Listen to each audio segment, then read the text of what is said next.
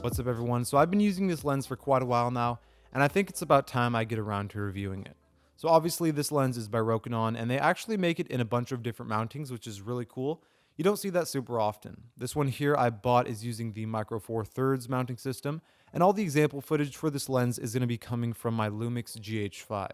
Depending on the mounting system you're getting, the lens will cost you between $310 to $370. Most are about $350 to $360 though, so it's not like a cheap lens at all, but it's definitely a lot less expensive than some of its competitors.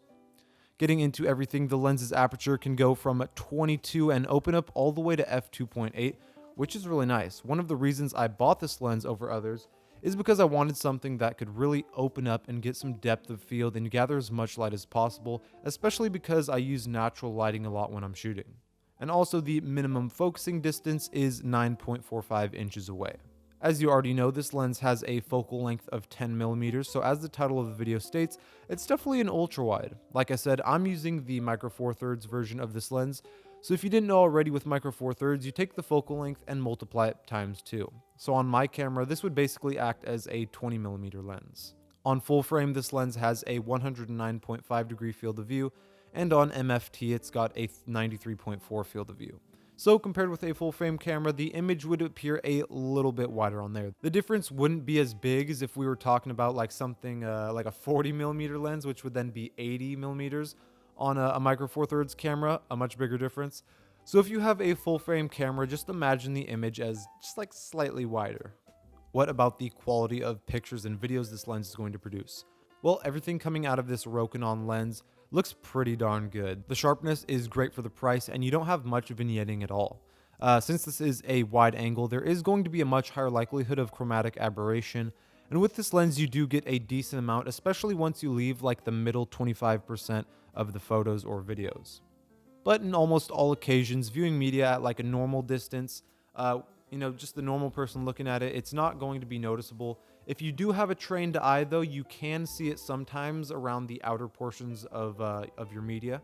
If you care a lot about this though, it's pretty easy to doctor to the point of not even being seen by the naked eye, or even when you're zoomed in a tiny bit if you can do some basic work in Lightroom. This lens does not have autofocus, which isn't that big of a surprise considering the price range.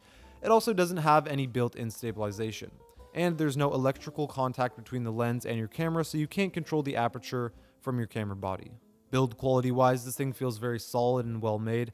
I treat my lenses with a lot of care so they don't go through too much abuse, but I can't see this thing breaking anytime soon, even with heavier, more careless use and storage. The weight is around 21 ounces and varies a little bit depending on the version you get, but that's a pretty standard weight for its size. And as for aesthetics, I also think this is a very good looking lens. On this thing you have two separate rings for controlling the aperture and focusing distance. The rings aren't like buttery smooth like on some other lenses I've used, but they do have some good resistance when you're turning them, and they work perfectly fine. Other things worth mentioning are that this lens does have a nano coating system. As you can see, we have that petal-shaped lens hood, which is permanent. It comes with a little carrying bag. I really like the lens cap and whatnot that come with it. And here's a diagram of the inner workings if you're interested in that. All in all, this is an awesome no-frills wide-angle lens. There aren't any special features outside of the ordinary, and this is for you if you want a lower mid-price, super wide angle that can open up wide and deliver consistent, good photos and videos. Thanks for watching. The link to the Rokinon 10mm F2.8 wide-angle lens is in the description below. As well, don't forget to subscribe for more upcoming videos.